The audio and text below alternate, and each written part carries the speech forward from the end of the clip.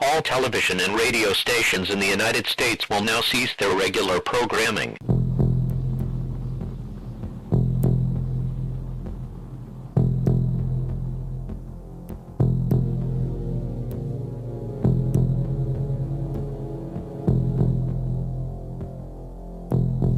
As you can see in Amos chapter 1 and the first verse of Amos chapter 2, Edom, Ammon, and Moab are listed together once again as seen many other times throughout our Father's Word. And as you can see in Amos chapter 1 verse 13, the children of Ammon have ripped up the women with child of Gilead that they might enlarge their border. And in 1920, the Soviet Republic began to allow abortion on demand, which would later become one of the main agendas of the Democratic Party of the United States, which was infiltrated by the Stalinists in 1933. And in Amos chapter 2 verse 1, we see that Moab burned the bones of the king of Edom into lime, Tsar Nicholas II and his family having been murdered by Bolshevik revolutionaries. And as you can see from the official newspaper of the Communist Party from November of 1918, Joseph Stalin wrote that all practical work in connection with the organization of the uprising was done under the immediate direction of Comrade Trotsky. And when 1980 rolled around, the neocons came into power in the United States. And this is how the Republican Party became infiltrated by the Trotskyites, and again the Democratic Party was infiltrated by the Stalinists in 1933. And behind all this are the Kenites on the unipolar end of the globalist spectrum, symbolized by Ammon and Moab. And again we see Edom, Ammon, and Moab listed together all throughout God's Word. And nation rising against nation has to do with the two warring factions of Kenites who, through Edom, which means red, are pushing for a multipolar world order as it's called, or a unipolar world order through the left-right paradigm worldwide, which is symbolized by Ammon and Moab. The Bolshevik Revolution is predicted in Daniel 11 also, according to the Daniel 11 hypothesis on biblicalresearchlabs.com. Beginning with verse 5, the king of the south there is the first king of the south written of in Daniel 11, which is the British Commonwealth, and the time frame is the First World War. Ephraim being the British Commonwealth, but within Ephraim is the scepter of Judah, because of the House of Windsor, which was called originally the House of Saxe, Coburg, and Gotha, a German dynasty descended from the House of David, and cousin to the King of England at the time was the Tsar of Russia, Nicholas II. So he was the king of Edom, even though he was of Judah, with Tsarist Russia being the first king of the north. And in the end of years they shall join themselves together, as you can see in Daniel chapter 11 verse 6, for the king's daughter of the south shall come to the king of the north to make an agreement, but she shall not retain the power of the arm, neither shall he stand nor his arm, but she shall be given up, and they that brought her, and he that begat her, and he that strengthened her in these times. The agreement being the Treaty of London, with the king's daughter being the scepter of Judah. So she, the scepter of Judah, shall not retain the power of the arm in Russia, neither shall he stand nor his arm, Tsar Nicholas II, but she, the scepter of Judah in Russia, because Nicholas was the cousin of the king of England, shall be given up, and they that brought her, the Romanov dynasty, and he that begat her. In other words, the Soviets would throw God out of Russia, so to speak, creating an atheistic dictatorship. And he that strengthened her is Christ, and the Romanovs were a Christian dynasty of the king line of Judah. But again, as it's written in Amos chapter 2 verse 1, Moab burned the bones of the king of Edom into lime. Ammon and Moab being symbolic of the two wings of the communist system, Stalinism and Trotskyism, which came into being with the Bolshevik Revolution. But out of a branch of her root shall one stand up in his estate, which shall come with an army, and shall enter into the fortress of the king of the north, and shall deal against them, and shall prevail, and shall also carry captives into Egypt their gods with their princes, and with their precious vessels of silver and gold, and he shall continue more years than the king of the north. To understand these verses, you have to be familiar with how the Bolshevik Revolution was orchestrated, and more importantly, where it was orchestrated from, which was Wall Street, which is geographically located in the United States, which is Manasseh, and this explains why one out of a branch of her roots is used to describe the Bolshevik Revolution, because this same terminology is used of Joseph, the father of Ephraim and Manasseh, in Genesis chapter 49, verses 22 through 26. So even though it was obviously the Kenites behind it, the United States, as usual, gets the blame, and this method of using the United States to formulate one worldism increased significantly with the Federal Reserve Act of 1913, which is when the second trumpet of Revelation chapter 8 began to sound, and it continues to sound to this very day, Egypt being always symbolic of bondage. So the king of the south shall come into his kingdom and shall return into his own land, signifying the end of the First World War. And then in verses 10 through 12 are the second king of the south, which was Germany in the Second World War, with the outcome thereof being the United Nations, which is the great horn of the he-goat of Daniel chapter 8, in my opinion, when the third trumpet of Revelation chapter 8 began to sound, lining up with the hidden dynasty of politics. And then in 1948, the fourth trumpet began to sound when Kenite-occupied Israel came into being, beginning this final generation, with 1969 being when the grace period of the fifth trumpet began. And now, in the 21st century, within the hidden dynasty of politics, nation continues to rise against nation, using their puppet governments, puppet politicians, and puppet citizens. And don't forget the electronic media, where most of the warring takes place between the two factions of Kenites, whose shadow government makes up the he-goat of Daniel chapter 8. And again, the great horn thereof is, in my opinion, the United Nations. And once that great horn gets broken, so to speak, which is the same thing as the destruction of the one who sends a raiser of taxes in Daniel 11:20, the so-called New World Order will emerge at the woe of the fifth trumpet, when Satan and his angels get cast to earth, Daniel's fourth beast being exclusively supernatural, including those 10 fallen angel kings, and along with the lion and the bear, who symbolize the Christian and non-Christian nations, and the four-headed leopard that symbolizes the Kenites and their four hidden dynasties, which is what the he-goat of Daniel chapter 8 will become at the woe of the fifth trumpet. They'll all rise up together at the same time in the one world political system of Revelation 13, which then receives a deadly wound, after which Satan will appear as the Antichrist at 666, as you can see in Daniel chapter 11 verse 31. And that's when it becomes a one world religious system, and most Christians die spiritually when they worship Satan instead of Christ, which is what Antichrist means. The true Christ won't return until the woe of the seventh trumpet, which is when Satan's one world system will be destroyed, and the four hidden dynasties will at that time be put out of business, with communism ceasing to be, as the Ezekiel 38 Confederacy are taken out of commission also in the Battle of the Valley of Hamon-Gog, which transpires at the same time as the Battle of Armageddon in a separate geographic location, when all flesh is destroyed and all are changed into spiritual bodies when the true Christ returns as King of Kings and Lord of Lords.